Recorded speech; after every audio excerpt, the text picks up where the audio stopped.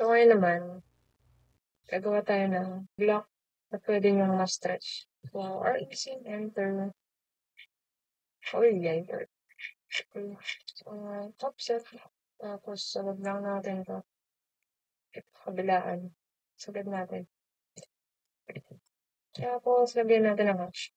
Kahit anong hatch. Halimbawa yan. Tapos, pangalanan natin 1, 2, 3 po. Tapos, pick point. Select object. Enter. Tapos, okay. Kaya naman, click mo, right click.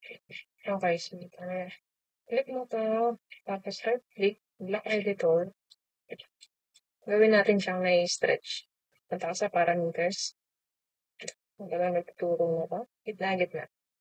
Tapos, dito, punta sa options. Stretch. Select parameter. Specify first corner. Tapos, select object. Okay. Select object. Enter. Tapos, stretch ulit parameter. Tapos, nakalagay. Enter mo lang. Specify first corner. Dito. Tapos, select object. Enter mo lang. Tapos, save changes. Save mo nga.